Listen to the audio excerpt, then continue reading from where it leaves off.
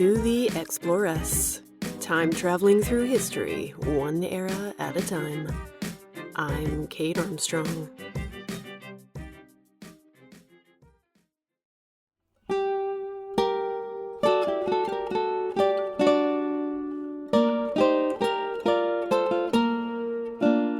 It's December 1539, and Anne of Cleves is tired, cold, and seasick.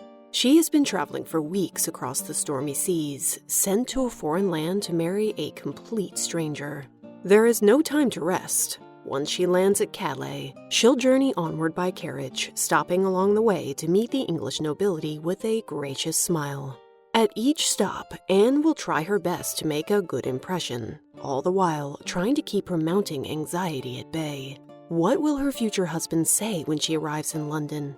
Will he be handsome, even though he's twice her age? Will he be kind, even though he divorced his first wife and beheaded his second?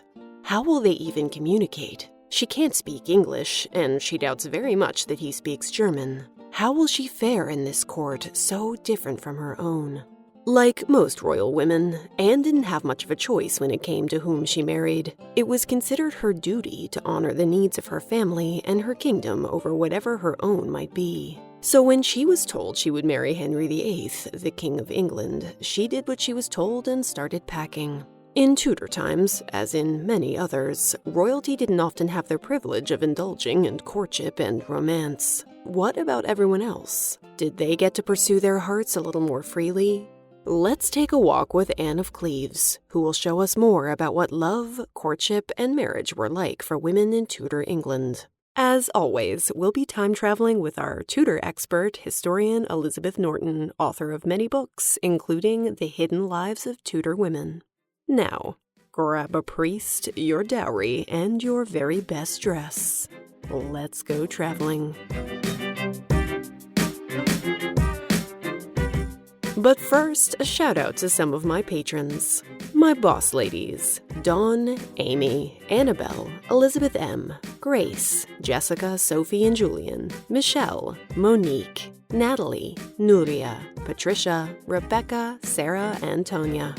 My adventuresses, Anna, Carlos, Deborah, Emily, Helena, Iris, Jessica, and Jessica with an R, Jo Marie, Kelly, Phil, Stephanie, and Terry. My warrior queens, Ika, Lori, Alexis, June, Neve and Sloan, and Kate. My imperial empresses, Bridget, Katie, Samara, and Faye and Whimsy Soapworks. And my lady pharaohs, the fabulous Laura and the incredible Courtneys. Patrons play a huge role in keeping the show going. It's because of them that I was able to hire my amazing research assistant and support writer, Carly, without whom I couldn't have written Season 3. For a couple of bucks a month, patrons support an independent creator, and they get access to exclusive bonus episodes, contests, the Exploress yearly calendar, full interviews with guests like Elizabeth Norton, and more. To find out more about it, just go to my website.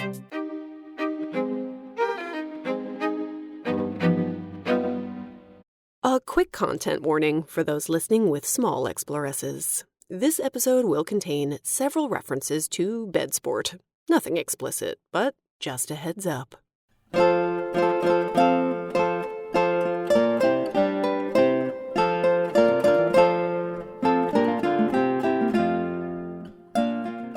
Let's jump back into 1539, shall we? And look out, ladies, because King Henry VIII is back on the marriage mart for the 4th time.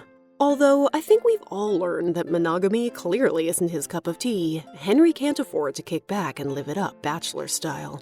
Protestant England is surrounded by hostile Catholic nations, and with France and the Holy Roman Empire plotting a possible attack, Henry needs to find a strong Protestant ally to shore up his defenses. He finds one in the Schmalkaldic League, a group of Lutheran duchies in Germany, and sets his sights on a marriage alliance with one of the League's most prominent members, the House of Cleves.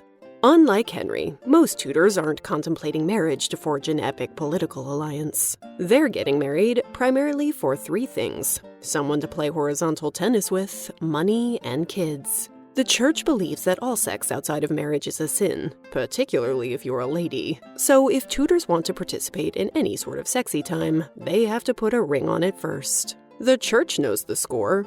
Pressuring people into getting married before they do the deed is a much more effective strategy than trying to stop them from giving in to their carnal desires altogether. Lustful motivations aside, a Tudor marriage is often at least partly about money. At their core, marriages are economic contracts between families, and thus almost always begin with financial negotiations. For the poorer Tudor ladies amongst us, marriage is a surefire way to build generational wealth, as more children means more workers and more income. For the nobility, marriage allows families to manage their landholdings, pass on the family name, elevate their social status, and, yes, sometimes create political alliances. Among the English nobility and royal family, marriage negotiations often take place when the prospective couple are still young children. Catherine of Aragon, for example, was betrothed to Prince Arthur at the ripe old age of 3, although they didn't marry until she was 15. Early marriages like Catherine's are socially acceptable as long as the groom is at least 14, and as long as the bride is at least 12. Yikes. That's usually when Tudor girls begin menstruating, the theory goes, and are thus considered to be of childbearing age. Because of course the most important thing girls can bring to a marriage is a working set of reproductive lady parts. But don't think this is par for the course in Tudor England. Royalty and nobility are usually the only ones getting married this young, and early marriages will fall out of favor by the Elizabethan age, at which point the legal marriageable age will be raised to 16 for men and 14 for women, with all couples under the age of 21 requiring parental consent to tie the knot. In truth, it's much more common for Tudors to wait to get married. Men are usually between the ages of 24 and 30 when they first walk down the aisle, and women are usually between 22 and 27. This delay means that young people can gain experience in a job or apprenticeship, and, hopefully, the know-how they'll need to keep it running. In this patriarchal world, working-class women know not to accept a suitor unless he's able to provide for her.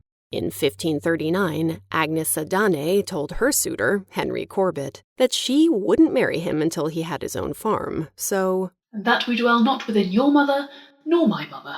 Agnes wants her own house, y'all. Many parents also advise couples to wait until their 20s because they view young people as too immature and irresponsible to handle marriage. One contemporary author writes, "Until a man grow into the age of 24 years, he is wild, without judgment and not of sufficient experience to govern himself." 24? Try 30.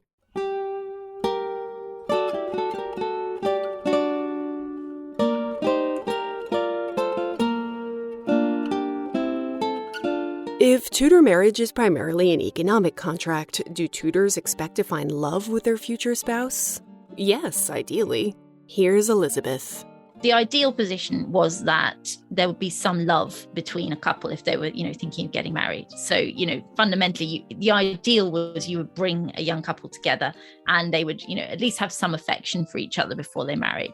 That said, passion and romantic love are not considered good foundations for a stable marriage, as one proverb warns. "He who marries for love and no money hath good nights, but sorry days." Instead, reciprocal affection is considered the gold standard. A good Tudor marriage seems to be a companionable partnership in which the couple gets along well and works together to raise a family and attain financial stability, while, hopefully, learning to love each other along the way. Many people do expect to find love with their spouse, just not immediately, with another proverb advising couples to marry first and love after by leisure.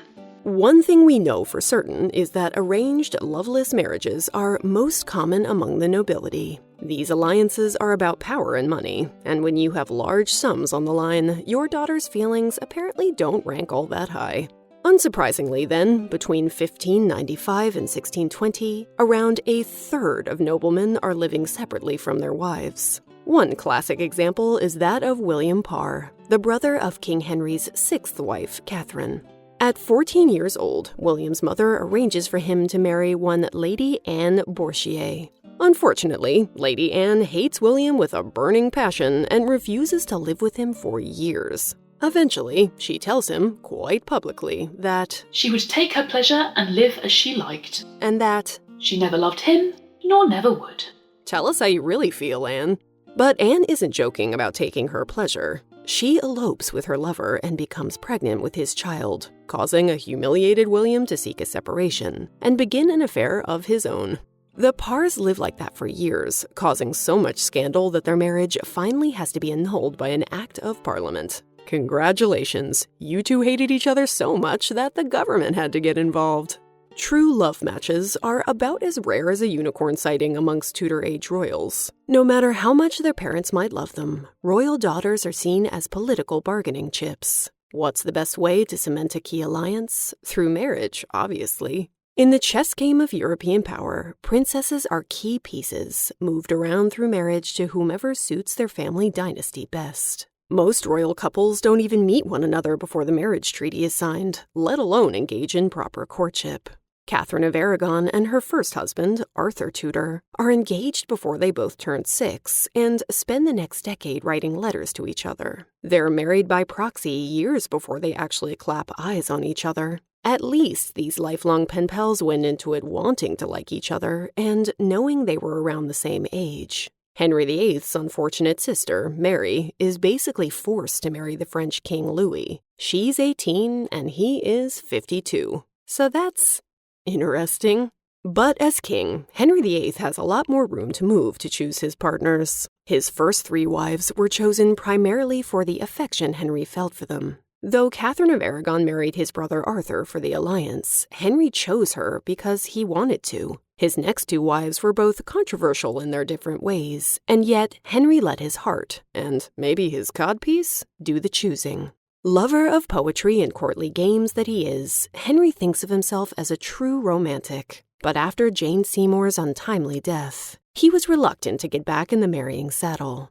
But as the years go by, it becomes increasingly apparent that he needs allies in Europe. He also needs another heir, just in case something happens to baby Edward, and let's be honest, he ain't getting any younger. The Catholic wolves of Europe are circling, and Henry's legacy is far from assured. So his advisor, Thomas Cromwell, pushes for this next marriage to be unapologetically political. You know, something that'll really help the country out. But Henry says he isn't just going to marry some random foreign princess. The lady has to meet certain requirements. So she has to be fertile, obviously, young enough to bear him children, and sweet-tempered. And, perhaps most important of all, she's gotta be smoking hot.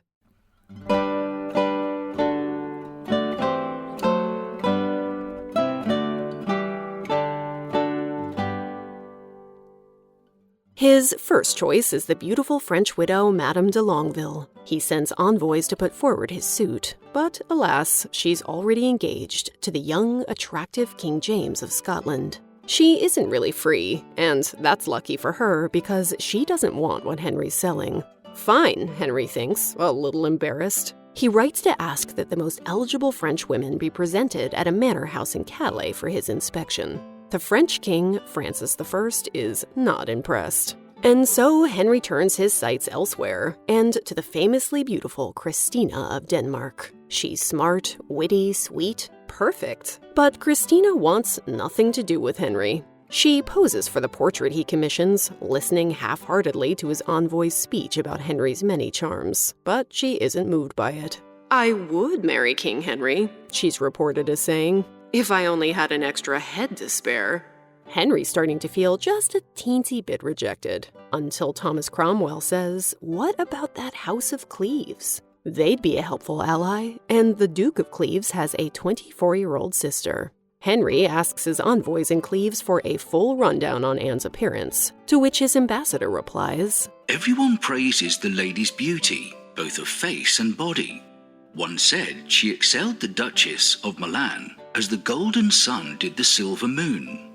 But Henry isn't taking any chances. After all, his ambassador has never actually seen Anne. She's always covering herself up for modesty. I mean, who knows what's going on under that veil? As negotiations progress, a slightly panicked Henry sends famed artist Hans Holbein the Younger to Cleves to paint Anne's portrait. He needs a definitive profile pic so he can decide whether or not to swipe right.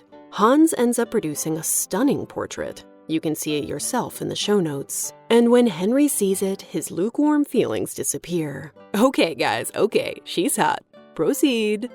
Who exactly is this girl from Cleves, and why is her family so willing to marry her off to a man who beheads his wives? Anne of Cleves has an impressive pedigree. She's related to King Louis XII of France, and her brother-in-law is the head of the Protestant Confederation of Germany. Thanks to the strict morals underpinning her era's German culture, Anne had a very sheltered upbringing. It's common for German noblemen and women to live sequestered from one another, so Anne spends most of her time in the women's quarters, where male visitors are prohibited from visiting at night, and all male servants have to be under the age of 12.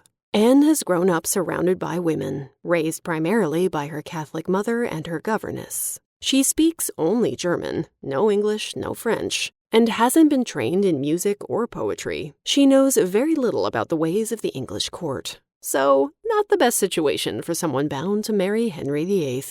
Even though Anne's court view the English one as full of morally loose barbarians, the Schmalkaldic League is eager to form an alliance with their fellow Protestants. So when Anne's 22-year-old brother Wilhelm becomes the new Duke of Cleves in 1539, he welcomes Henry's interest in his sister. The marriage treaty is officially signed in October of that year.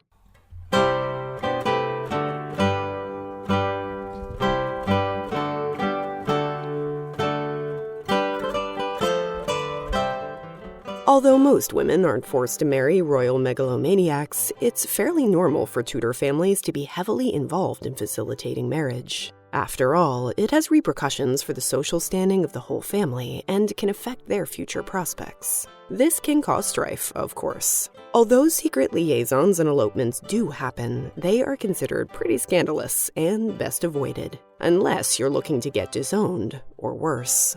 When Joan Conyers refuses to put on her wedding dress, as she isn't interested in marrying the man her parents have picked out for her, her father warns her that he would not leave one whole bone of her if she doesn't get herself down the aisle. Stellar parenting, Mr. Conyers. Parents are very invested in their daughters marrying someone appropriate in social station and situation. When Margaret Paston decides to marry a servant, horrors, her parents think beating her for days on end will convince her to end the betrothal. It doesn't, shocker, and she marries the man anyway, losing her inheritance in the process. Money is one of the biggest reasons parents are able to exert so much control over their children's marital choices. Many will only distribute property, allowance, or inheritance to their heirs if they agree with their son's prospective choice. Daughters have an especially difficult time because they are more financially dependent on their parents, who feel morally obliged to see their daughters married off. After all, in Tudor England, becoming a wife and mother is the safest way for women to achieve financial stability and social acceptance. Some parents even try to control their daughters' marital choices from beyond the grave. They nominate husbands in their wills or make bequests that any future marriages are conditional upon approval of the groom by their executors. Imagine falling in love and then having to ask your dad's buddies for permission to marry him. Step off my business, son. Let's be clear. For most Tudors, the idea of forcing two young people to marry is considered distasteful. But plenty of girls marry their parents' choice of suitor because they feel that they have to. One Elizabeth Rayner says she never consented in her heart to her father's saying, and yet she allows herself to be measured for wedding garments, for fear of her father and mother's displeasure. How many Tudor women like Elizabeth find themselves stuck in marriages they aren't keen on because they're afraid or unable to stand up to their parents? The amount of agency daughters have in all of this varies greatly, depending on their relationship with their family, so it's hard to say for sure. Technically, though, daughters don't need their parents' consent to marry if they're of age, but most heed their wishes out of love, respect, and obedience. In a society that's all about respecting one's elders, especially fathers, it makes sense that most women aren't likely to push back. At the end of the day, though, parents want the same thing as their daughters when it comes to marriage: to find happiness, financial stability, and status. Thus, most daughters welcome their parents' assistance, and most parents make a genuine effort to take their children's feelings into consideration. They mostly allow the couple to get to know each other first through courtship, which gives them a chance to either veto the match or, hopefully, fall in love. After all, most parents acknowledge that forcing your child to marry someone they hate will only lead to extramarital affairs and a lifetime of misery. Just ask William Parr. Lower down the social scale, people are much more free to choose their spouse. And mostly it's to do with, attraction. They fall in love. They dance together at dances. Often they work in the same household as servants. That's quite common. Refreshingly, the Church emphasizes the importance of consent in marriage. A union is only considered valid if all parties involved enter into it of their own free will. If either party can prove later that they were coerced into the marriage, it can be annulled. And there are plenty of court cases in which couples in their 20s are able to successfully prove that they were married against their will as young children. This issue of consent is also helpful when couples decide to elope or get married against their parents' wishes. If both parties are of age, have given their consent, and have consummated the union, no number of scandalized mothers or angry fathers in the world can part them. Their union's indissoluble in the eyes of the Church. So just build a bridge and get over it, Mom.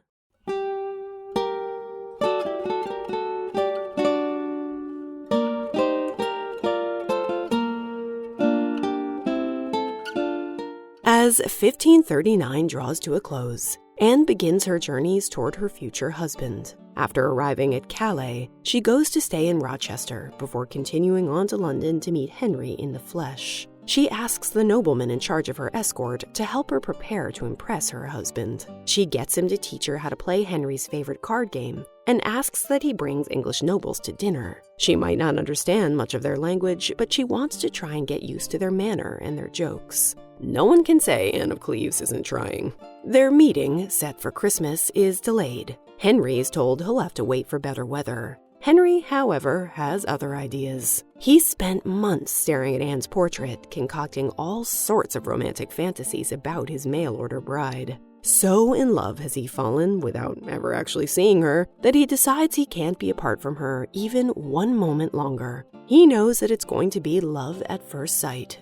On New Year's Day, Anne is minding her business, watching a celebratory bull baiting through her sitting room window in the courtyard below. Suddenly, a group of 9 cloaked, masked men storm in and accost her. The tallest and most physically imposing of the bunch grabs her up and tries to kiss her. Horrified, she shoves him away. Of course she does. Anne is in a foreign land. She doesn't speak the native language. And she's grown up in a culture where men and women are hardly allowed in the same room, let alone groping each other. A cloaked stranger wearing a mask has just assaulted her, and now the men around them are laughing. Doesn't this man know who she is? That she's to be married to their king? Well, unbeknownst to her, he is the king. When the men leave the room, her ladies try to explain. It's a game of chivalry, of courtly love. Anne didn't find it very amusing. Why would Henry come to his bride in such a disguise? The idea was that their love would burn so bright that Anne would be able to see past Henry's disguise and embrace him. I mean, that's the way it always worked with court ladies and his past wives. Women love it. Oh, honey, this is not the way to woo a queen. Fake abduction scenes aside, what does courtship look like for other Tudor women? In Tudor England, young people are fairly free to mix and mingle at markets, fairs, or dances, and many of them meet their spouse after leaving home to undertake an apprenticeship. Family members or friends also try to play matchmaker and introduce compatible pairs to one another. One single Tudor guy remembers his wingman trying to set him up by asking, "How say you if I would help you to a widow, who is come of worshipful parentage, and hath £20 a year dowry or jointure, who hath no children, and is of years nigh about 5 or 6 years younger than yourself?" Wealthy noble bachelors don't need to try particularly hard to find someone to court. At least not according to one Simon Foreman, who boasted that he was offered a wife many times, and had the sight and choice of 4 or 5 maids and widows. I hope for your wife's sake that your tackle's as big as your ego there, Simon.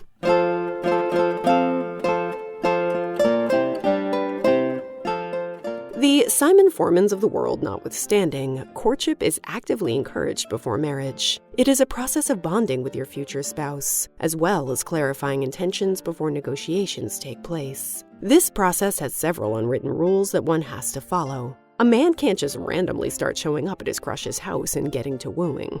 Usually, courtship begins with the young man's father or the suitor himself writing to the father of the lady in question, asking if a visit would be welcome. The woman's father has a chance to screen this potential suitor, and if he likes the guy, he'll be invited over. The suitor can then start popping by to bring the lady gifts and get to know her and her family. Gifts are often exchanged in the early stages of courtship, and 99% of the time, men are the ones doing the gifting. Sorry, boys. Funnily enough, money is the most popular gift, although common tokens also include ribbons, gloves, and girdles. Oh my. Gifts like these signal a deeper commitment and serve as an acknowledgement that the courtship has moved beyond some casual flirting.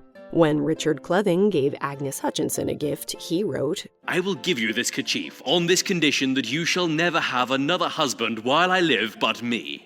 Richard is not here to play. Gifts are also important because they represent tangible physical evidence of a young man's intentions. As many Tudor ladies will come to learn, evidence is key if a courtship goes south. Take the widow Alice Carr, who finds herself being courted by a new boy in town named Thomas. He talks a big game about his wealth, being such a great baker, and he starts having her over for dinners at his house in Stratford-at-Bow. When he proposes, she says yes, and when his friend gives her some documents to sign, she does it. Big mistake, Alice. Never mind that Alice can't read. No cause for alarm. She starts moving out of her house, handing Thomas's friend all of her most prized possessions. Somehow, both possessions and fiancé promptly disappear. The house she'd been visiting wasn't even his. The whole thing was a scam to get at her valuables. And those papers she signed? They stated that she owed his friend quite a large sum of money, but she signed it, which meant she had to pay.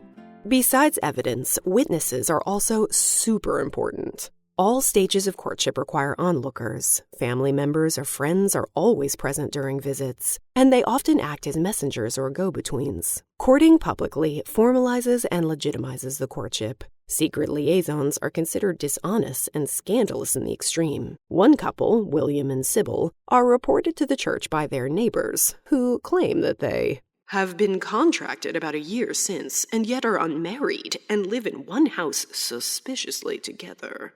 Witnesses protect both parties from such accusations and act as a failsafe should one of them renege on a promise in the future. Henry and Anne don't really get the privilege of any of this. This is how Henry gets the bright idea to surprise Anne in costume. It's a game, you see, a romantic test, one that poor, unwitting Anne most definitely fails. Henry is humiliated by her rejection. After changing into his kingly attire, he comes back to introduce himself, and she knows she's made a big mistake. She does her best to apologize for the confusion, and Henry appears affable, even gracious about it. But as soon as he leaves, the first thing he says to Thomas Cromwell is the now famous line, "I like her not." Their relationship will never really recover from this devastating blow to his ego. And yet, despite what might be the worst first meeting ever, Henry and Anne will still get married. They might be separated by language, culture, and age, but their kingdoms have spent months negotiating this marriage treaty. Henry can't risk offending the Duke of Cleves, even if he feels tricked by this woman. I mean, she doesn't even look anything like her portrait. As he said, rather rudely, "I see nothing in this woman as men report of her." He demands that Thomas Cromwell get him out of this marriage. Unfortunately, it's too late to call it off.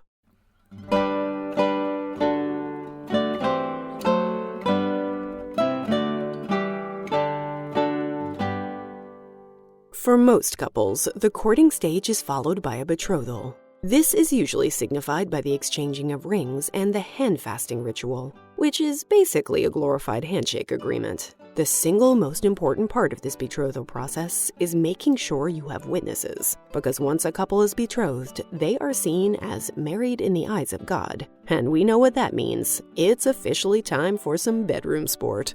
Despite all of our previous talk about negotiations and parental pressure, it turns out that most people aren't overly bothered about said sport if marriage is firmly in view for the couple. That is probably why between 20 and 30% of Tudor brides arrive at the altar already pregnant.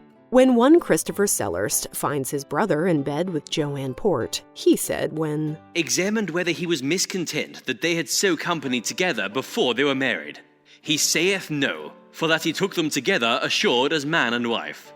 And remember William and Sybil, that couple with the peeping neighbor? It turns out that they were right to be suspicious. She gave birth 1 month after they got hitched.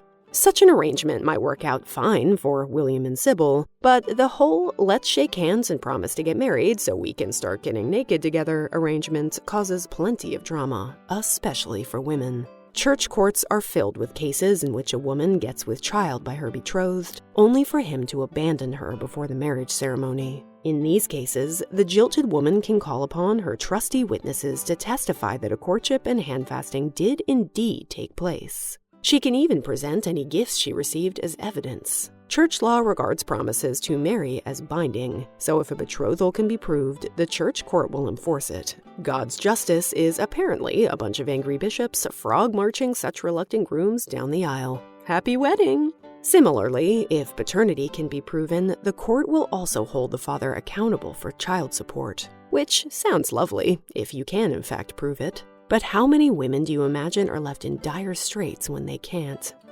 Once you are officially betrothed, your parents sit down to talk money. Negotiations often take months, and sometimes lawyers are called upon to draw up formal articles of marriage.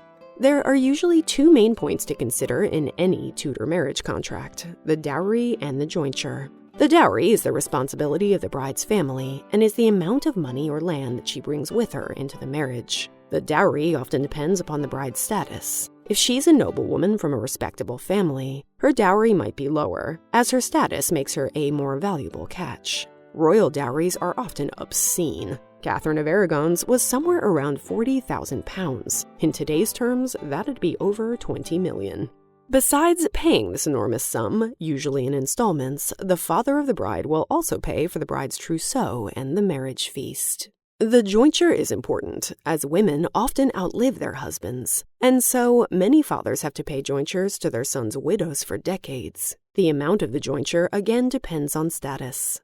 For example, remember how Mary Tudor was forced to marry the very old and wrinkly French king? That only lasted about 3 months. As Louis's widow, Mary was entitled to a jointure of £10,000 a year. But then she does something scandalous, marrying her brother's childhood friend, Charles Brandon, in secret. Henry forces her to give him £4,000 annually as a punishment for remarrying without his consent. Henry, can you just try not to be awful for 2 seconds? Speaking of awful, for the first couple of years, many newlyweds will live with their in-laws so that they can learn to run a household and accumulate enough money for things like a good mattress. Clearly, a bunch of marriages are being tested right out the gate.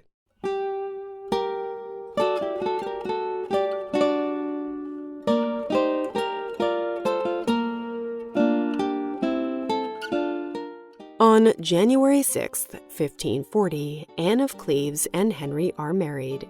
The ceremony is all pomp, riches, and circumstance. Anne leaves her blonde hair loose, beset with jewels and gold cloth. But what do most Tudor wedding ceremonies look like? Once a couple is betrothed, they have to attend church so that the banns of marriage can be declared 3 times. This involves the priest formally announcing the couple's intention to marry and asking the congregation if anybody knows of any reason why they shouldn't get married. The whole point of reading the banns is to prevent any secret marriages, and it's done thrice to ensure that everyone has plenty of time to come forward with any impediments. I'll bet that occasionally causes some drama.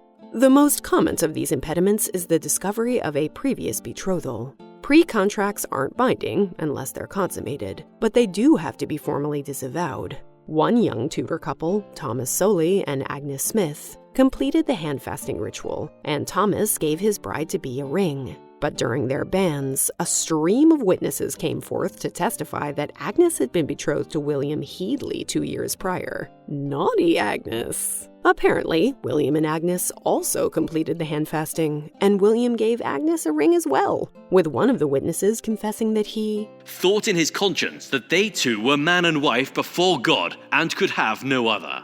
Eventually, it was revealed that Agnes ditched William once a better prospect came along, and then she wasn't allowed to marry Thomas. Nice try, though. Another Thomas, Thomas Cromwell, uses this old chestnut to try and get Henry out of marrying Anne.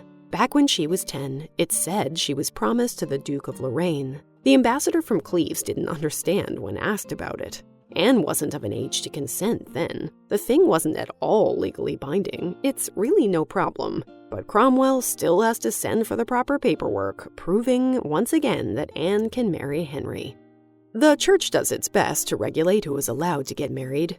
For example, it doesn't allow young children to marry, unless you're royal, nor does it allow people to marry their close relatives. Same. These rules often cause problems for the upper classes, many of whom are related either by blood or affinity due to decades of intermarriage. Royalty and nobles skirt right around these rules by requesting a dispensation from the Pope, which he often grants, for a price, of course. This was how Catherine of Aragon and King Henry were able to marry, even though he was technically her ex-brother-in-law. After the religious Reformation, though, things changed. Henry could no longer run to the Pope with all of his marital problems. The Reformation also tries to change things by redefining marriage as a partnership between equals. Unfortunately, this doesn't actually pan out in practice. Tudor society is designed to limit women's economic and educational opportunities to ensure that wives will always be financially dependent upon their husbands. This unequal power dynamic is baked right into the vows. While men are prompted to love and protect their wives, women are prompted to love and obey their husbands. So, in exchange for agreeing to a lifetime of unwavering obedience, Tudor brides are receiving protection from what exactly? Dragons? As Elizabeth Norton told us in one of our previous episodes, gaining a husband means losing your legal independence. When you marry in the Tudor period, you lose your legal personhood. You're no longer an individual at law. You have no rights at all. So everything that a married woman owns before her marriage now belongs to her husband. And that includes her clothes, her lands, if she's inherited any, every single thing, clothes, furniture, all belongs to her husband. And that's one of the reasons why a married woman can't make a will, because actually they don't own anything. They've got nothing to leave. Yep, that definitely sounds like equality.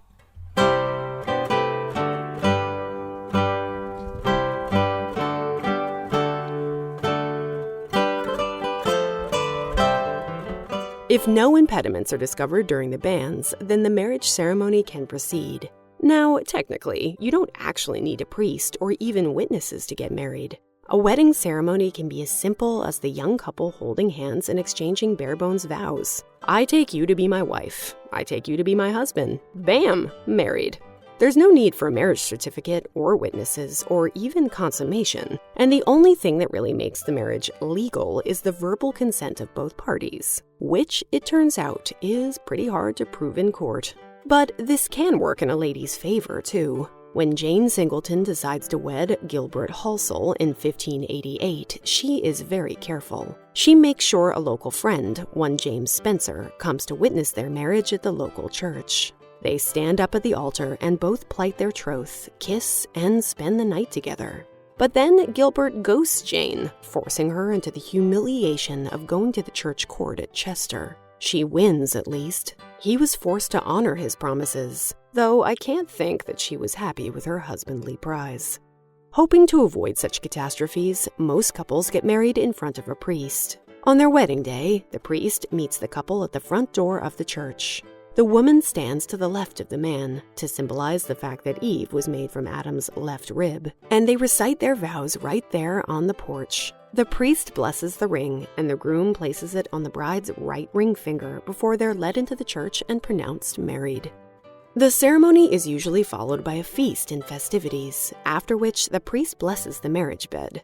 The newlyweds are taken to that bed by their friends and family and left alone to find their conjugal bliss. It's not unusual for consummation to be postponed until well after the ceremony, particularly if the couple is still in their teens. King Henry's illegitimate son, for example, gets married at just 15, but he isn't allowed to live with his new wife because their parents feel they're too young for horizontal tennis time. Ugh, Dad!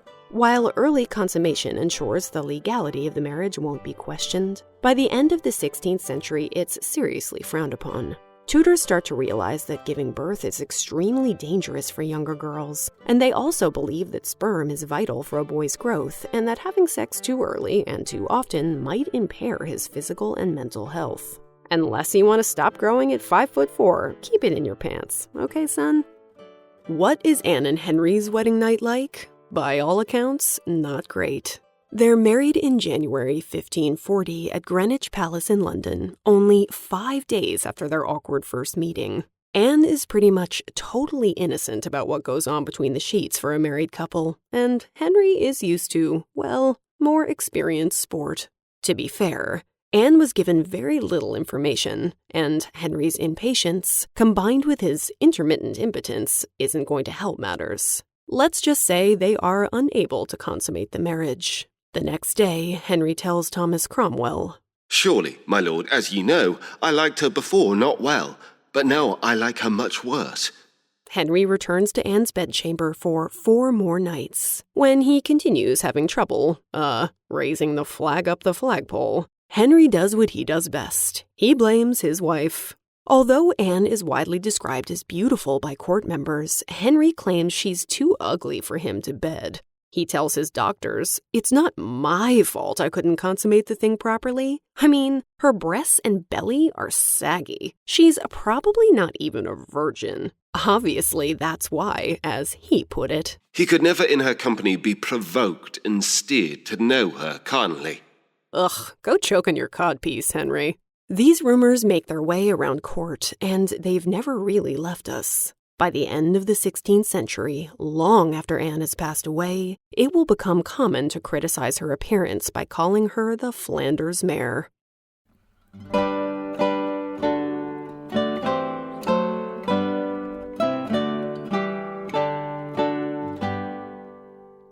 Anne, as we know, didn't have much say over whether or not she married Henry. But what about Tudor ladies who don't want to get married or don't need to because they're perfectly capable of fighting dragons by themselves, thank you very much? Do all Tudor women get married?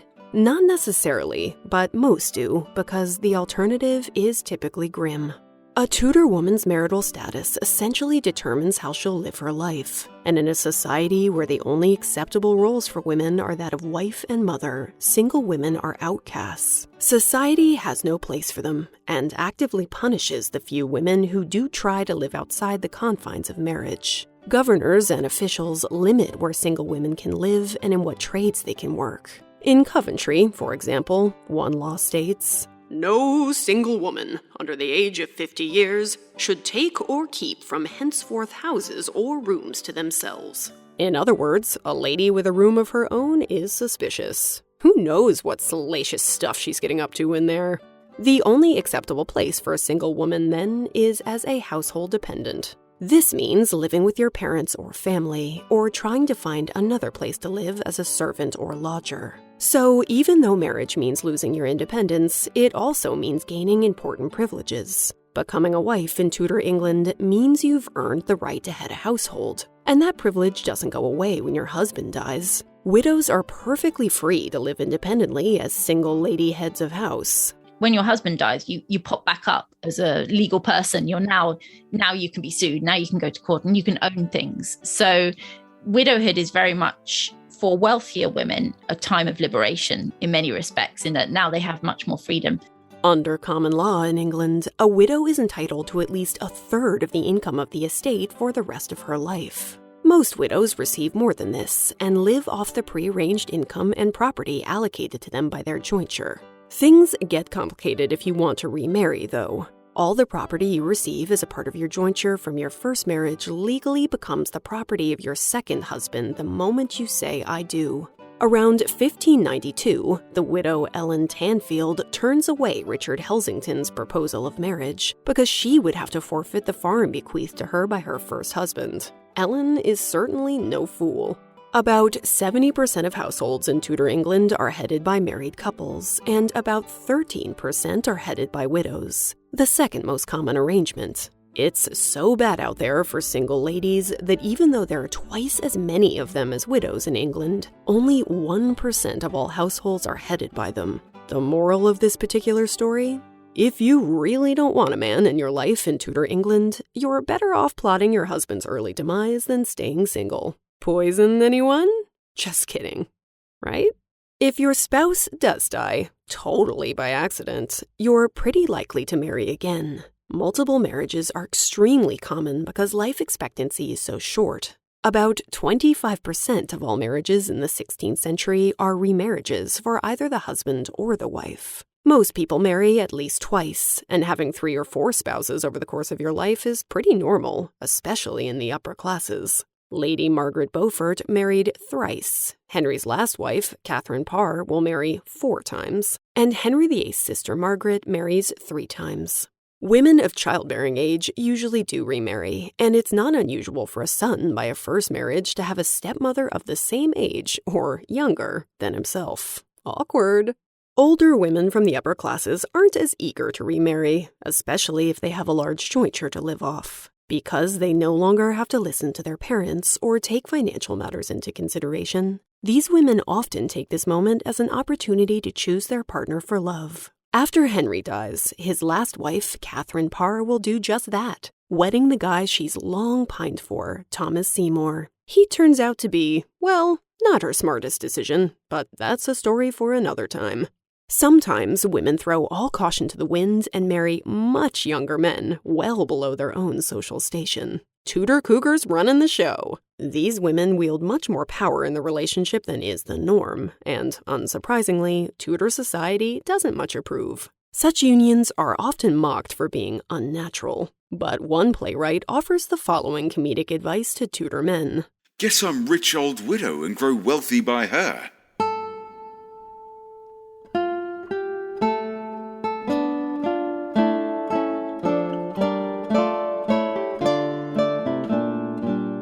Back to Anne, who is actually quite enjoying being Queen of England, but she isn't much enjoying her marriage to the king. It isn't long before Henry's eye and his libido starts wandering, and he's sleeping with other women, namely Catherine Howard, who before too long will become his new wife. But no matter how the king behaves, Anne doesn't really have any choice when it comes to leaving him. No one leaves the King of England. If anything, he leaves you. Henry continues looking for a way to do just that. The alliance with Cleves is no longer really necessary, as the political landscape in Europe has shifted. But still, Henry has to tread lightly. Anne is a foreign princess, and he can't exactly execute her for no reason. I mean, right? No? Okay, just kidding. Still, he wants her gone, and sooner rather than later. It takes Henry 6 months to have a light bulb moment. In July, the King's Council informs Anne that they are investigating her previous betrothal to Francis of Lorraine. Remember that one when she was 11 years old? The betrothal has been disavowed, as we covered. Anne wasn't of the age of consent when it happened, and Henry knew about the pre-contract before their marriage, so come on. But still, Anne is anxious. Didn't Anne Boleyn's downfall begin with a similarly sketchy investigation? A secret convocation of clergy is called. Anne isn't notified of this meeting, let alone allowed to attend or defend herself, and they deem Henry and Anne's marriage invalid. The decision is based on 3 things: the supposed betrothal between Francis and Anne, Henry's lack of consent to marry Anne in the first place, and their lack of consummation. Henry, of course, gets to testify. I guess his invitation to the secret meeting didn't get lost in the mail. And his testimony includes this gem. I never for love to the woman consented to marry, nor yet if she brought maidenhead with her, took any from her by true carnal copulation.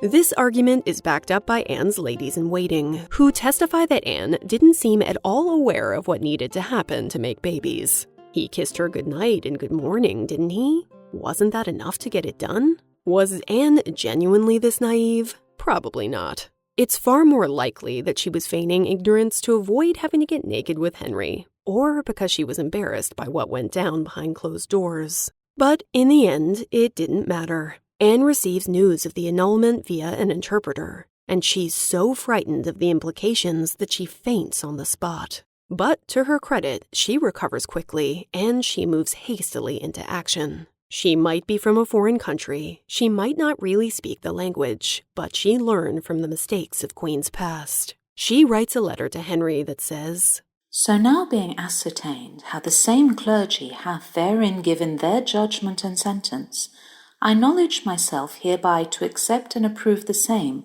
wholly and entirely putting myself, for my state and condition, to your Highness's goodness and pleasure. Your Majesty's most humble sister, and servant, Anne, the daughter of Cleves.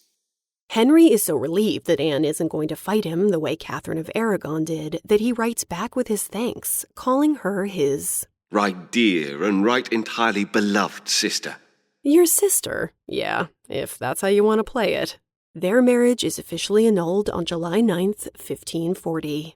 This might be embarrassing for Anne, but it was also smartly played on her part. Henry feels so generous towards her that he grants her £4,000 a year and assures her high social status. He makes it so she ranks just below his daughters and his new queen. He also gives her several estates, as long as she agrees to remain in England. This well-treated hostage type of arrangement ensures Anne's brother's acquiescence. Wilhelm is furious about the annulment, and even more furious that Anne isn't coming home. But Anne probably is okay with remaining in England because she has more money and independence there, and because she knows that no one else will want to marry her after Henry's rejection. Thus, even though Anne is never crowned queen, she enjoys a rather lavish retirement. At age 25, she becomes one of the few single women in England heading up her own household. She remains on good terms with Henry and his two daughters and is often invited to court. She will go on to outlive Henry and all his other wives, proving that sometimes it pays to be practical. Did she ever feel lonely? Did she ever want to get married again? It's hard to say, but at least she had her lavish lands and her life to console her. Henry manages to get his marriage annulled, but can his subjects do the same? Is divorce even an option in Tudor England? In a word, nope.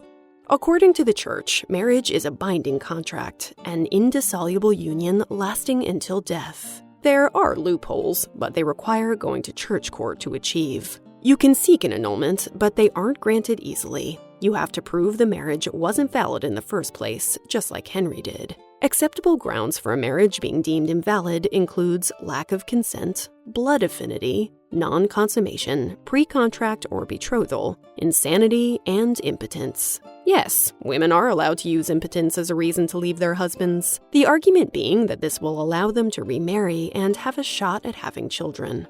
Unfortunately, women have to somehow prove this about their husbands. Your Honor, the prosecution presents Exhibit A. Now, will the defendant please remove his pants? Tutors can seek what is essentially a separation. You can live apart from your spouse, but you can't ever remarry, since your marriage is technically still valid. The only real grounds for separation are adultery and abuse, although judges are much more inclined to grant separations when the wife is the one caught cheating. When the husband cheats, separations are hardly ever granted. After all, boys will be boys, just look at the king. King Louis XII of France is able to exploit a rare marriage loophole by forcing his first wife to join a convent, which Henry tries and fails to do with Catherine of Aragon. In cases where violence has become life-threatening to a woman, she can obtain a legal separation from her husband, a divorce essentially on the grounds of cruelty. But this bar is pretty high. We know from the suits of the period that the violence these women had to endure was truly terrifying. But even then she isn't safe, because under the law, her family members commit a trespass by sheltering her. Because technically, that woman is still married to her husband, so her family needs his permission to have her over to stay. In one case, where Richard and Isabel Virgins take in a woman who is being battered by her husband, Thomas Hyle, Thomas actually kills Richard, and then Isabel is arrested and imprisoned for trespass. Still, the majority of Tudor people don't bother. Rather than spend time and money trying to convince a judge to grant them an official annulment or separation, most Tudor women in bad marriages just quietly pray for the day they will become a widow. And, with any luck, a wealthy cougar. Until next time.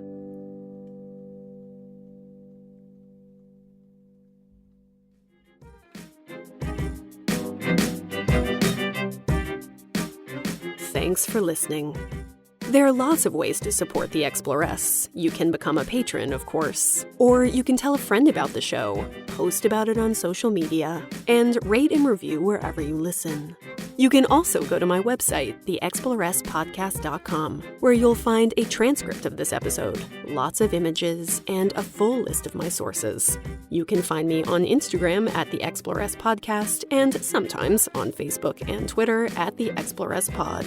Thank you to Carly Quinn, my research and writing assistant, without whom this episode wouldn't have been possible, and to Mr. Exploress, aka Paul Gablonsky, for my theme music and logo.